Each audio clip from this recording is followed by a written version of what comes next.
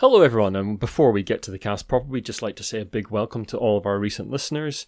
If you're listening to Brainwaves for the first time, then this is a tabletop news show where myself and Jamie on a fortnightly basis dive into the real sort of industry news, covering all sorts of things from financial reports to allegations of abuse to really hard subjects that other casts don't really tackle. I'm Ian McAllister. And I'm Jamie Adams. And this is Brainwaves episode 79, bringing you the best in board game and tabletop gaming news. These are the headlines for the week of 9th of August 2021.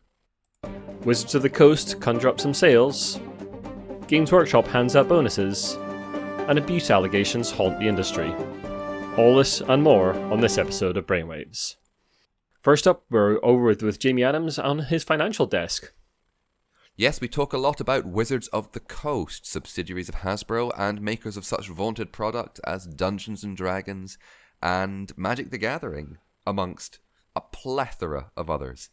But it's that time of year when financial reports are coming in, and Wizards of the Coast, the numbers are very, very good. Wizards of the Coast's new section of the company, Digital Gaming, covering such products as Magic the Gathering Arena and the other computer game properties, took $406.3 million in the second financial quarter this year, which is up 118% over the same quarter last year. Hasbro also announced that their total gaming sales were up 63% in the same quarter. Overall, their sales were up 54% to $1.3 billion, that's with a B, versus $860.3 million with an M in the second quarter last year. The rise in digital was offset slightly by the decline in demand for physical board games. I wonder what that was in part to. Now, Wizards of the Coast and Digital Gaming made up 31% of Hasbro's total, which was up 22% from the year before. Well, last year they would just got the ball rolling, and now it's flying down that hill, collecting that moss that's quite literally money. The metaphors are flying thick and fast and not always making sense. That's another thing I realise I do badly. Now, as part of this, the CEO of Hasbro, Brian Goldner, said they were looking at digital gaming as a big area for growth, including the digital side of RPGs in virtual tabletops, which are platforms such as Roll20, where you can host RPGs and simulate the physical tabletop online. At the moment, Wizards mostly sells its products through D&D Online and the stores of virtual tabletops such as Roll20. Now, from interviews Goldner has done previously, it seems likely that Hasbro and Wizards of the Coast will soon be increasing a lot of their prices to counteract the rise in shipping costs of their products, which is, to be fair, something we have seen or are seeing across the board. Shipping container prices are rising, cardboard prices are rising because it's being hoarded. Yeah, the price of gaming is going to go up, and this is unavoidable. So, Ian, do you think Wizards are going to start their own virtual tabletop? I mean, they've got a big enough stake in the gaming market that they really could. I mean, you've got the biggest role-playing game. You've got the biggest collectible card game. It's almost inevitable at some point.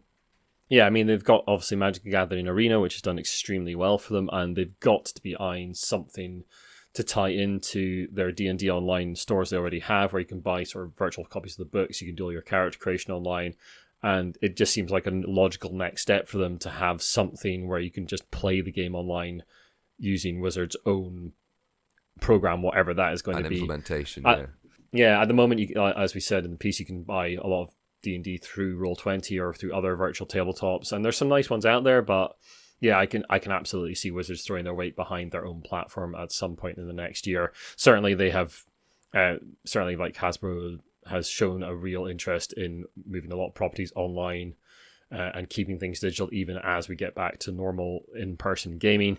So yeah, I can absolutely see growth there. Who knows when that'll be, but it seems likely. But the thing is, now we've obviously, I kind of like to say, I think I've said it a couple of times on the podcast, probably more than a couple, that I believe that we are in the middle of a board game renaissance. Whenever that started, some people say the mid-80s, some people say the mid-90s. We're still in the middle of it. This is the question that always crops up because, we're nothing if not cynics. When's the bubble going to burst? Is this going to be, a straw that, if not might break the camel's back, at least might cause it to take a few more heavy puffs as it walks? I mean, as we'll cover later in the cast, I think the shipping costs and rising price of cardboard and various other raw materials that go into making board games are going to, especially for small companies, are going to take a hit. And we're definitely going to see some go under. But Jamie, Wizards are not the only people to have announced big profits and some handouts. Yes, Hasbro and Wizards of the Coast are not the only company to do really well. On the British side, we have Games Workshop, another company that has done so very well off people staying inside and wanting things to do. Games Workshop has reaped the benefits of everyone wanting something to do and has just announced a £5,000 bonus to each of their staff. Now, sales at the company have risen by just over a third to £361 million, and profits before tax were up 70% to £151 million. Now, that's undeniably great. I did see a headline that was apparently Games Workshop are more profitable than Google at this point, or were about a week or two ago. Now, that is subject to change, and probably has changed, but can't deny. I think I saw something that said they took more money than Marks and Spencer's as well. That was a couple of years ago, yeah. It may still be true, but no matter how you slice it, it's a lot of cheddar. While it's undeniable that it's good financial news, there is always other news, not always so rosy. There was a recent job opening for a position at Games Workshop, and it was part of it was shared on Twitter and caused, as you'd expect on Twitter, because it's Twitter, people to not be very happy. The stated job did not have a posted salary, and in the frequently asked questions section, it said, and I quote, "We want people to apply for a job because that's what they really want to do, not because of the size of the salary." Okay, I'm just going to let that sit for a couple of seconds. Now, friend of the show, James Hewitt, and his partner Sophie Williams, both of Needy Cat Games, recalled their own previous employment at Games Workshop, and there was some pretty sad and unpleasant information in there, especially regarding how Sophie was treated running up to and during her maternity leave. Now, James reports asking for wage rises after doing excellent work for them, and a back and forth where an offer was made, then withdrawn, going on to say that salaries were not talked about within the company. Sophie herself had huge issues getting people in place to cover her maternity leave, who were then replaced, transferred, and generally messed with, meaning that when she came back, everything was very different and a bit more muddled up. James initially posted his thoughts on Twitter and then refined them into a blog post, which I would recommend you look at as it collates. Yeah, we'll link to all that in the show notes. Yep, absolutely. But we would like to state, of course, this is previous employment. We have no idea how current Games Workshop working practices are. Well, there's just a thing where if we don't talk about salaries in the industry, then people don't have an expectation of what they should be paid for particular work. And just because you are passionate about a job doesn't mean you shouldn't be rewarded financially for also doing that job. And as many people point out on Twitter, they might want to do that job. They might want to work in the industry. They might want to work for Games Workshop. But if the financial recompense doesn't cover their living costs or having a family or whatever their situation is, then why are they going to waste their time applying for that job? They're just wasting Games Workshop's time and they're wasting their own time. It's madness to not talk about that salary. And also, it's a problem in the wider industry as well, where we don't talk about this kind of stuff, or we don't talk about financial recompense for being a part of the industry in a professional fashion. The Equality Act of 2010, employees have the right to discuss salary for, at least regarding, protection or collective bargaining. It is. I'm not saying that Games Workshop are, and I'm saying this, clear as day. I am not saying that Games Workshop are. But if any employers are stopping employees from discussing salary, like by, contractual means, that is illegal under the Equality Act of 2010. Ian, I'm afraid we've got more just abhorrent news about abhorrent people in the game industry. I can't sugarcoat that anymore. On July 29th, Gates Dowd, who has held a variety of professional positions in the board game industry, posted a piece on her own site detailing systematic problems with that industry and her own personal experiences with two gentlemen, one called Brad Andrus and one called Ben Moy. In the piece, which we should say has details of physical assault, verbal and emotional abuse, and stalking, details her relationship with Brad Andrus from November 2018 to March 2020, and interactions with Ben Moy from March 2020 until summer 2020. We aren't going to cover this verbatim here, but suffice to say that she details multiple instances of abusive behaviour from Andrus and stalking behaviour from Moy. Board Game Geek has subsequently revoked Andrus's access to the con and banned him from future BGG Con events. Some in the community have criticised Gates for seeking attention, but she's very clear in the piece that that is exactly what she is trying to do. She's trying to draw attention to systematic problems of abuse of power in the industry that have led to her and others experience awful situations. There's been no statement on the allegations from either party or the companies for work at this time, and Gates Dowd was very clear in the piece that she wasn't wanting to comment any further than what she'd written down, so we have not reached out to her for comment for that reason.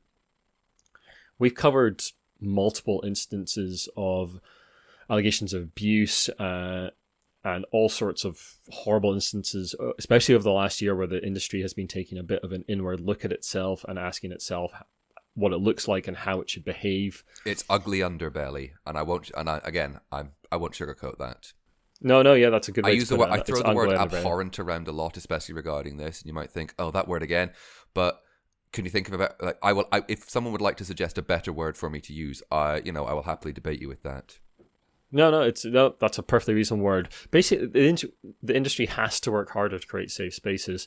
There was a bit of chat on Twitter in not too distant past in relation to what was known as BarCon, where there's an assumption at conventions that you will go and have drinks with people and make industry connections that way, and how that made a lot of people, especially women, very uncomfortable.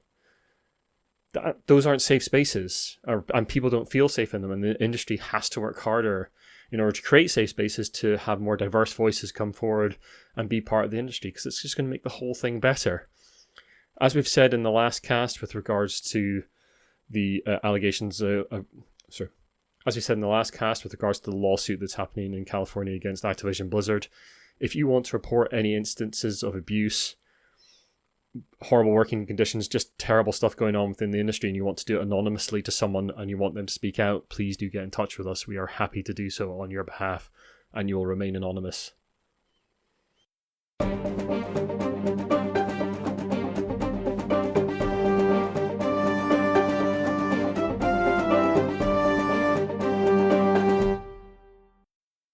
Anyway, Jamie, a little bit more financial news of sorts here, and the unfortunate passing of a company. Yes. I might be grandiloquent to say it, but the dominoes are not beginning to topple, but they're being set up. And at least there's been one wobble. Back on episode 68, we reported on some issues surrounding the payment of royalties involving Tasty Minstrel Games, makers of games such as Eminent Domain and Yokohama, to name but a few. Now, at the time, we thought maybe we're going to report that the company's going to go under. Well, here we are. In a video from the Dice Tower, the team discusses that Tasty Minstrel Games had contacted people who had bought stock to tell them that the book value of the company was in the negative. Everyone apart from the owner has been laid off, and the development of games has been halted. This was confirmed in emails sent out to backers of the most recent Kickstarter campaign, which is a deluxe version of the game Emperor's Choice. Those backers are getting complete refunds and being informed that Tasty Minstrel Games will not be going ahead with manufacturing for a wide variety of reasons. The company will be selling its existing stock in an attempt to become solvent again and will not be producing games for, we assume, 2 to 3 years. Now, we hope those who have lost their jobs will find new opportunities soon and very quickly, because, jeez, oh, that's a pain. Not a pain, that's just, oh, I'm sorry. Yeah. Now, there is obviously the wide variety of reasons. Speculation can run rampant, run rife, run wild. Was it too much reliance on Kickstarter? Was it X? Was it Y? Was it simply that the last year and its subsequent knock-on effects have been, and Tasty Minstrel Games is just the highest profile domino that is beginning to fall. I mean, as we've reported on in previous casts, since we mentioned at the top of this cast in the Wizards piece, the pricing of shipping has absolutely skyrocketed. We've seen prices 3-4 times for containers now. companies facing bills of $120,000 for shipping, where they were facing bills of $20,000 for shipping. And like medium to large companies can maybe take that hit. I know later games have said they are taking some hit on some shipping, but if you're a smaller company mid Kickstarter, how on earth are you meant to compensate or take that hit? You just simply can't. You have to ask for more money maybe. That doesn't leave backers happy. It's a whole terrible situation that a lot of people find themselves in. Now, Tasty Minstrel, they did rely a lot on Kickstarter. They did a lot of deluxeified versions of games, as they call them, and they were pretty successful for a while. But yeah, I don't think this is going to be the last time this cast is going to be reporting on a company of this size, certainly going under because of the current situation in global shipping and materials, and just companies getting out of their depth with Kickstarter as well. We'll keep you posted on this, because it's only going to go on from here. Ian, we have more news from Wizards of the Coast, except this time it's primarily, actually almost solely, Dungeons & Dragons related. Indeed. A recent competition on Instagram has caused some consternation amongst the community. A portrait frame design contest was recently launched by Wizards of the Coast through their D&D Online store. Entrants were asked to submit their designs in order to win prizes of Dungeons & Dragons product. The wrinkle came when people realised that although the art would remain the property of the entrant, Dungeons & Dragons Online would also be able to use it as they saw fit, i.e. for future products, making money off it. Many artists point out this is a lot of work for not much reward, essentially being that lovely phrase, for exposure. I can pay rent with all the exposure I've had, can I? No, of course I can't. It's exposure. D&D Beyond, which is the online platform for Dungeons & Dragons, acknowledged the problems in a post to Instagram. From that post, members of our community raised concerns about the contest's impact on artists and designers and the implications of running a contest to create art where only some entrants would receive a prize, and that the prize was exclusively digital material on D&D Beyond. Issues were similarly raised with regards to the contest terms and conditions. Though the entrants would all retain ownership of their design to use in any way they saw fit, including selling, printing or reproducing, it also granted D&D Beyond rights to use submitted designs in the future. We have listened to these concerns and in response closed the competition. We'll be looking at ways we can better uplift our community while also doing fun community events in the future. Now, competitions are a good way to get engagements for sure. We've run a giveaway or two ourselves on Twitter, but you cannot be asking for effectively free labour, which you are then going to use to later generate revenue.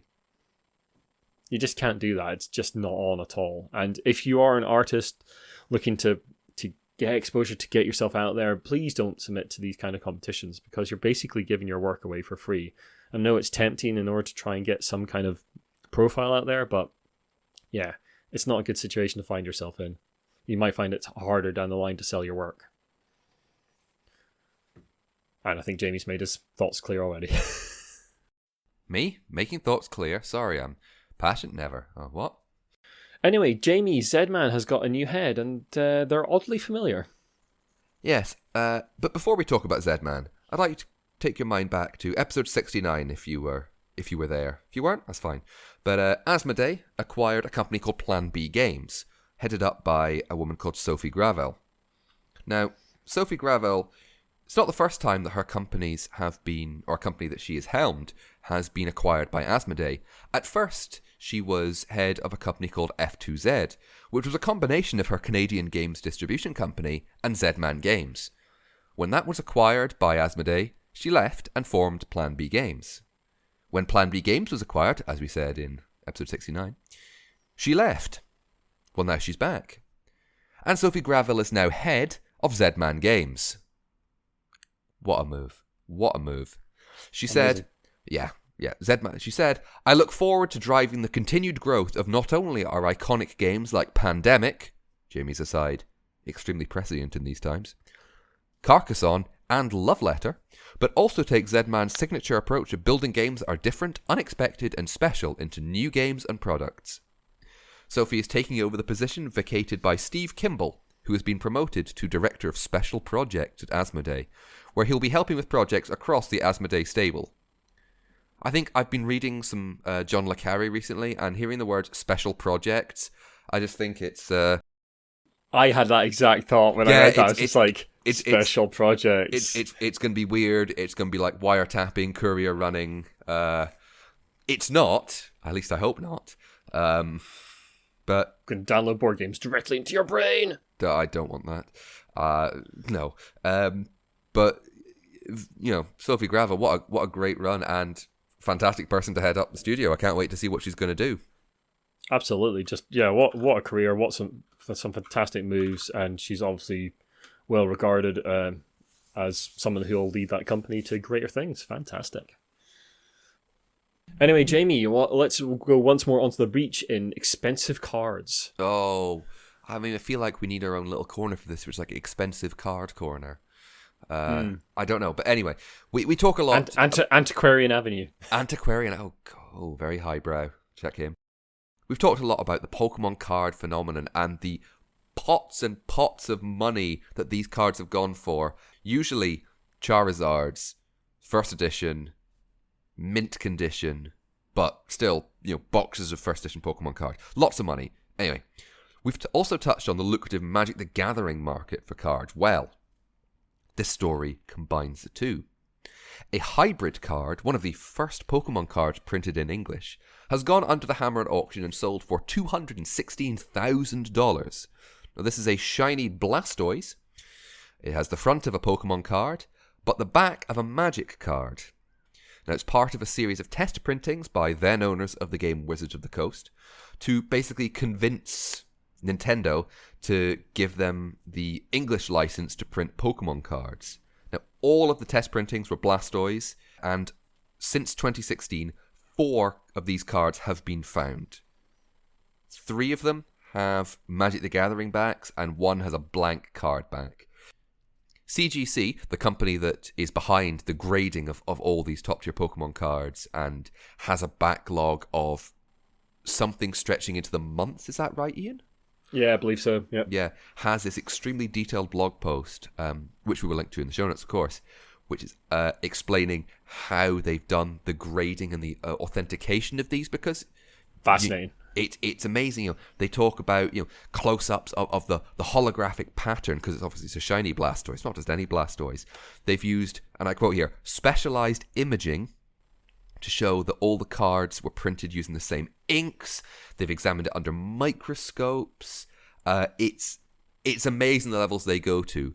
And the card that's been sold was graded at a 6.5, I believe, which was like excellent near mint condition. Now, some of the others have got actually higher, but I think one got up to 8.5, which, is beautiful.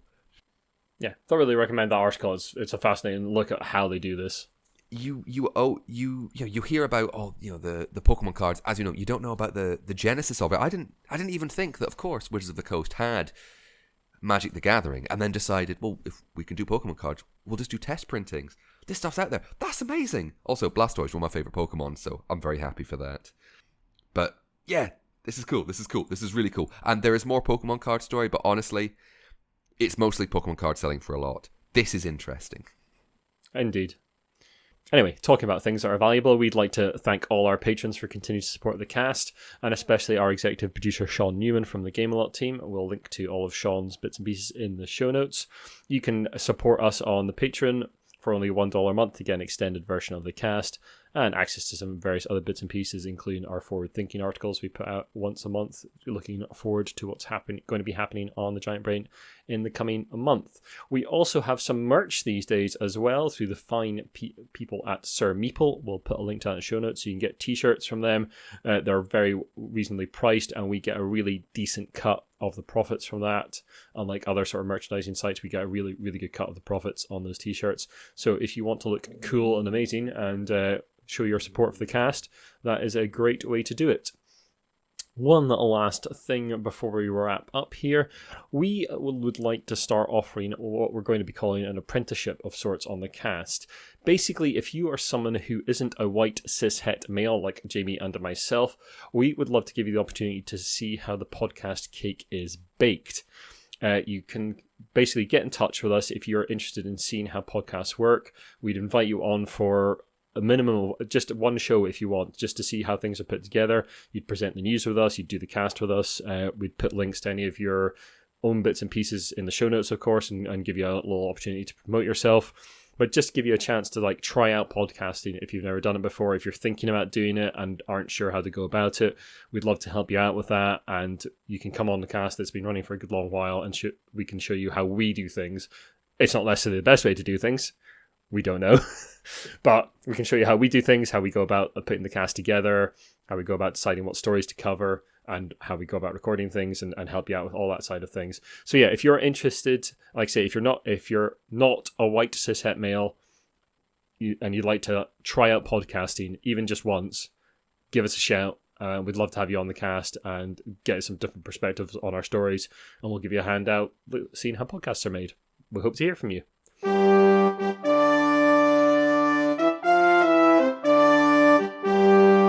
Jamie, you've completely failed to come up with some Monopoly news. Again.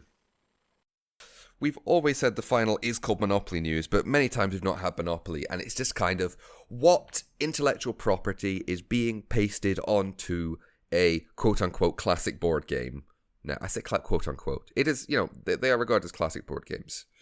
And this time, well, I've got two pieces of news, but the first one I'm going to start off with is, well, the game of life, or life as it's sometimes known, has been around in some form or another since 1860 when it was created by Milton Bradley. Yeah, there were games before Monopoly that weren't chess, Go or backgammon. I know, it's mad. There's also a copy of the game of life in the Smithsonian Museum in Washington, D.C. So it's kind of a big deal. Now, of course, there have been multiple versions of it, but this time, it's the turn of a noted Italian plumber and his fungi-based mates of the mycelial realm to take their turn to spin the wheel and... I've run out, that's a rubbish stuff. It's Super Mario Game of Life. Oh yes.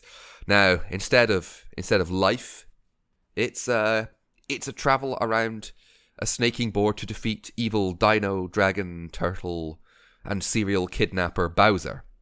Mario, Luigi, Peach, and Yoshi are your characters. And it's something of a theme for Nintendo-themed board games, that it's not just like little cardboard tokens or tiny little metal pieces. It's actually, about a couple of inches tall plastic figures that they don't look half bad. That's what I'm trying to say. I don't know how my mind went there. But yes, instead of having an education or getting married or getting a job, you'll gather power-ups, coins, and companions. Along the way, there are also mini-games of the rock, paper, scissors variety, which also win coins. Now, like Mario Party, the friendship-terminating simulator, coins will give you stars that will increase your total spin result. And in order to defeat Bowser, you've got to get to the end and spin higher than a 12. On a 10-sided spinner. Yes, you need some stars then, don't you? Yeah, gotta get them stars. But I want to know, is there a Mario Party style mechanic where you can steal stars off people? Maybe there is. Oh, I mean, I'm not going to say that's not going to make me play it, but if there is. I'm guessing don't play Mario Party with Jamie, he likes to steal the stars. No, I've never played Mario Party. I've just watched people play Mario Party and get very angry. But anyway. 9-9! Whoa. Brooklyn Nine-Nine. Oh, right, okay, sorry. I know. Brooklyn Nine-Nine is about to air its final series after being cancelled and revived. And one of the regular episodes, as fans of the show will know, is about Halloween heists between the characters in the office itself.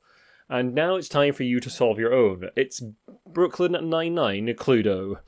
From the bullpen to the break room, you take Captain Holt, Jake Peralta, Amy Santiago, Rosa Diaz, Charles Boyle, or Terry Jeffords around to find out which item is the actual trophy, who has said trophy, and where it has been stashed. For a hackneyed IP, I guess Brooklyn Nine-Nine is a better fit than most for Cluedo. And it's going to be interesting to see what the final series does, because they had started writing their final series when all the Black Lives Matter protests started in the States, and all the sort of police brutality stuff came to the fore, and they ditched everything, and they are apparently writing series about those incidents, so it's going to be interesting to see what they do with that. Yeah, I don't know about hackneyed. I think we've covered quite a few Cluedo implementations, and some I think have been not as great as I think Brooklyn Nine-Nine's a better fit. Like the Dragon Ball Z one we covered, which is ridiculous. It was kind of an odd fit. It was like who's going to fight who, where is it going to be, and yeah, it was just odd. It wasn't great. Didn't feel, for me anyway, it didn't feel great. But this feels like a good implementation. Again, I don't know if there's any different rules or it's just Cluedo with different names. Indeed. Anyway, let's get out of this place. Thank you very much for listening. If you like what you've listened to, then the best way to help us out is to share the podcast and drop us a review and rating on iTunes or your podcast app of choice. You can also follow us on Twitter, Instagram, and Facebook. Our website where all our posts, articles, and podcasts go is thegiantbrain.co.uk. You can email us about anything in the show, and if you'd like to take up that apprenticeship, you can email here as well, giantbrainuk@gmail.com. And you can, of course, join us on our Discord, where the day after the cast goes out, so that's the Tuesday following the cast going out, there is a regular games night, and we'd love to see you there. We'll play games, and you can just chat to folk there as well. We've got a nice little community forming. We'd love to see you along. For now, bye-bye. Take care of yourselves. Bye-bye.